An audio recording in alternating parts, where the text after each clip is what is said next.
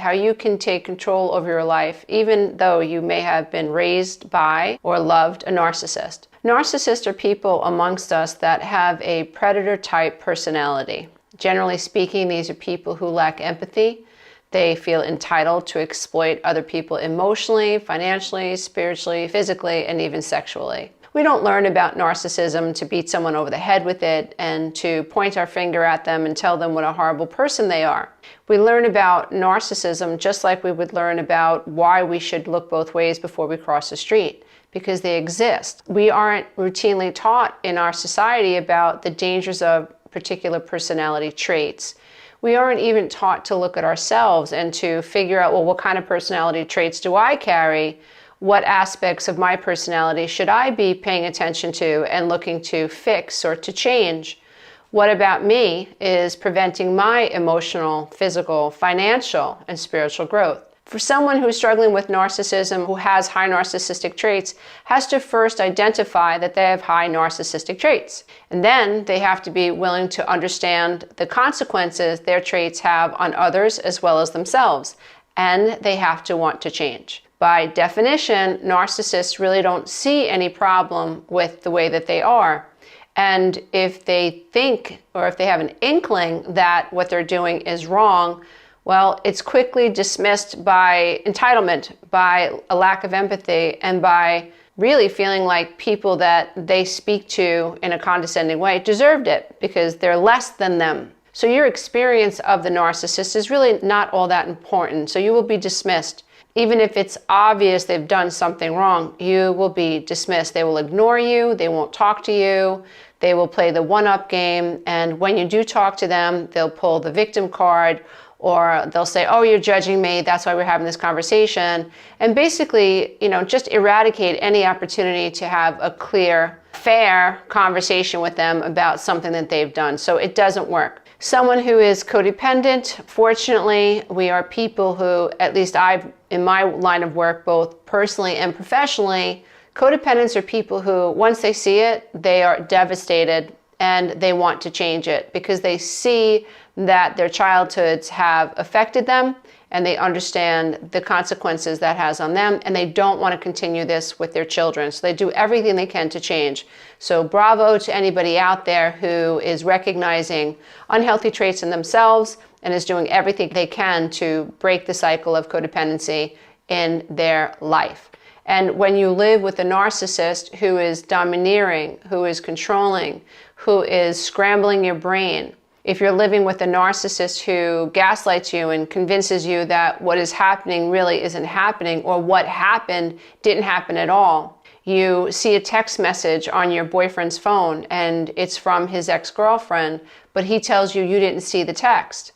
Or you go out with your girlfriend who you think has high narcissistic traits and you see that she's flirting with the waiter behind the bar.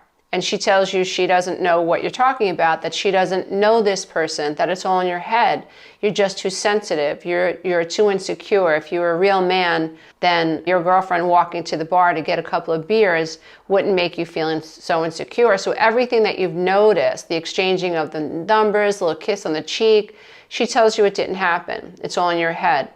And it can go into even deeper extremes where you have a narcissist who forges your signature on some paperwork, and suddenly you're the owner of some property and you're responsible for that property, and you don't know how this happened, and you start getting tax bills or liens on your house. And when you confront the narcissist and you say the only person that could have done this is you, they deny it. So you're left feeling crazy, like, did I do this? Did I take out this loan? Like, what's happening? It's just a ball of confusion. So healthy relationships don't roll this way. When you're in a healthy relationship, you feel seen, you feel heard. Your partner wants your spirit to feel fulfilled. Imagine that, dear ones. Imagine living with someone who is your friend when things go wrong, and they're your friends when things go right. I mean, that is the essence of what it means to be truly loved. When you are with someone who is a high conflict personality or someone who lacks empathy, then your boo-boos or your failures are exploited. They're hung over your head. When you succeed at something, well, they don't like that you succeed because you might not need them. And you might get full of yourself and realize that you don't need them and leave them. So the narcissist has to poo-poo your successes too. So they'll diminish your successes. It's your birthday, you've planned a great party for yourself. Well, narcissist is going to ruin that too. Maybe they'll cause a fight with you, or maybe they'll say something rude to one of your friends, or maybe they'll come home drunk so you can't have the party at your house. Narcissist is going to dim your light and dim your spirit and make it super difficult for you to be who you really are. Now, with narcissists, what ends up happening, and we don't even realize it's happening, is that we are not paying attention to ourselves anymore. We're not paying attention to the I. What do I think? What do I feel? What do I need? We are completely enmeshed with the narcissistic personality. And it makes sense, right? So if you're like a kind person, an empathic person, and you're living with someone who's got this rage issue, living with someone who's always complaining, living with someone who's blaming you for everything, then sure, you're going to be hypervigilant. You're going to be looking outside of yourself. You're going to be looking through the eyes of trauma, not through the eyes of source, not through the eyes of spirit. And this happens because we're human beings, because we have an amygdala and we have a hippocampus and we have memories associated to being treated this way as children. We're trying to control our anxiety by staying hyper-focused. We're trying to avoid the next shoe from falling. And so if you're in a narcissistic relationship, you have to detach from the self because you have to pay attention to what's happening outside of you. At least that's what you think. Because it's all below the veil of consciousness. You're coming at this from trauma. So you think that the goal is to pay attention to what this narcissist is doing. Why? Pain versus pleasure. Well, I don't want this person to get mad. Why? Because when this person gets mad, he or she gets super abusive. Why is that bad? Because that's going to hurt my feelings. They might leave me. They might judge me. They might tell me that I'm wrong. They might put me down. I don't want to be criticized like this. And so your brain is trying to avoid all this pain and all this fear. What you don't realize, dear one, is that spiritually healthy people are really looking for pleasure. Pleasure by way of joy, pleasure by way of love, pleasure by way of succeeding in life, pleasure by way of feeling fulfilled in life, by being creative, by creating businesses in their life, by creating opportunities for themselves, by breaking old patterns for their children. What happens when you're living with a narcissist, the pain versus pleasure principle, it becomes arrested. So your source of pleasure is just avoiding pain. That's not the same as seeking joy and seeking love. That's a true spiritual consequence.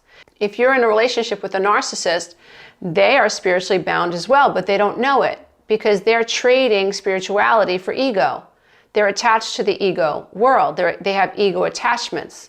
They're attached to their ego defense mechanisms. They're not attached to their spirit. They have no clue what their spirit is. And so they're bound and they need to play with people who are also bound. You might not have been spiritually bound or in spiritual bondage when you met the narcissist, or maybe you were. If you stay in a relationship long enough with a narcissist, you will undoubtedly experience spiritual bondage. You have to. Because the only way to survive and avoid pain is to pay attention to what this big mouth, this giant 2-year-old, this rageaholic, this control freak, this domineering person, the only way to stay safe is to figure out what they want and what they need and then to give it to them so you can avoid their wrath. But that's not spiritual growth. So my hope is that once you see the hole in the wall, then maybe you can fix it. When I realized in my life that I was in a spiritually bonded relationship, and codependency is spiritual bondage. Being in a relationship with a narcissist is spiritual bondage.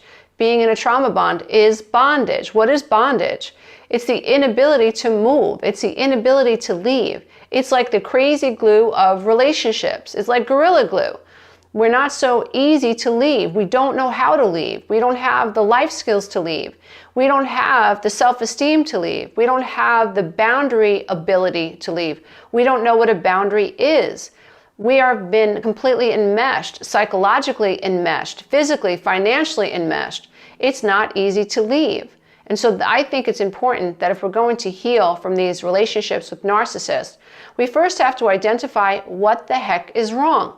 Perhaps when you hear this message of spiritual bondage, it might resonate with you.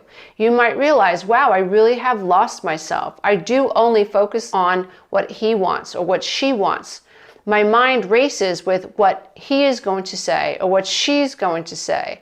My mind races with what upsets him, or what upsets her, or what I think he needs, or what I think she needs. If you listen to yourself objectively, dear one, what you will notice is there's no I. What do I think? What do I feel? What do I need? And without seeing that, you can't fix it. One of my favorite sayings is, you can't fix a hole in the wall that you don't see. A big part of healing from codependency is understanding the hole in the wall. A big part of escaping a narcissistic relationship is getting a clear idea of what's wrong. And I just hope that this idea of spiritual bondage is resonating with somebody out there who might need to hear that message. Your spirit is not free if you are in a relationship with a narcissist. As a very logical thinker, I recognized that I couldn't solve a problem until I identified it. You cannot solve a problem until you first identify it. Action steps don't come first, they come after. So I hope that this session resonates with someone out there who's struggling inside an unhealthy, toxic, dysfunctional relationship with someone who has high narcissistic traits, who needs to berate them, who needs to control them, who needs to dominate them, who needs to turn their children against them, who needs to turn their family against them, who's playing for it all. In other words, when you're dealing with a narcissist, they're not happy unless they're obliterating you on every level. They go after you financially, they go after you spiritually. So if you're in a church, expect a narcissist to triangulate and talk some crap about you, to convince the churchgoers that you're mentally ill, or that you have an issue, and that they feel sorry for you and they're worried about you. It happens. And expect sometimes that even in a church situation or a synagogue situation, people that you thought were your partners in life, they turn on you. The people that you love don't always recognize that they're dealing with a narcissist. And if you're a true narcissistic survivor, if you're a true codependent, oftentimes you don't talk about your partner. You're embarrassed to, or you don't want to hurt their feelings, or you think it's you, so you don't air your dirty laundry. But a narcissist does. Narcissist is hedging their bets. In case you ever smarten up, in case you ever find your true self, in case you ever get in touch with your spirit and you get the confidence and the clarity and ownership over your life to say, hey, I know what's up and I'm out of here, they're hedging their bets. That's why they triangulate. My mother was a passive, emotionally unavailable person. She was not present for me whatsoever, and I learned to stay. I learned to tone myself down. I felt stuck. My mother taught me that things don't ever get resolved, so why bother? Just deal with it, right? Just try to figure out what the man wants and become that. That's what I was downloaded to do, and that's why I stayed for 12 years, when I knew I should have left. So I was downloaded to believe this. I was downloaded to think like a codependent woman. And like all codependent moms, what did I do? I modeled codependency for the first 12 years of my son's life. And what did he do? As a young man, he married a narcissist. That's what he did. And thankfully, which I'm very proud of, he was able to end the relationship. When I was going through my divorce process, I told myself that I had to give my children the tools to leave, the strength to leave, the courage to leave. And I did. And so when my son finally came out from below the veil, when the fantasy started to disintegrate, when he realized what he was dealing with, he also had the ability to set boundaries, to set a course, and to get a divorce. And for that, I'm very thankful. And so I'm here to tell you, as a recovering codependent mother, that what you don't heal in your lifetime, you will pass down to your children. And it doesn't have to be that way. If this resonates with you, please check out the 12-week Breakthrough Coaching Program, or perhaps check out one of my other programs that are available on my website at www.lisaaromano.com. But certainly the 12-week Breakthrough Coaching Program is the most thorough and advanced program that I have created that helps abandoned adult children of narcissistic parents, abandoned adult children of passive, emotionally unavailable mothers, heal from the abandonment trauma that makes them susceptible to narcissistic relationships. Namaste, everybody. Until next time. And please remember, you are enough. In fact, dear one, you were born enough, and you've got nothing to prove. Who knew? Namaste. Until next time. Bye. If you love this content, don't forget to check out the next video, and you can go to my website and take the codependency quiz.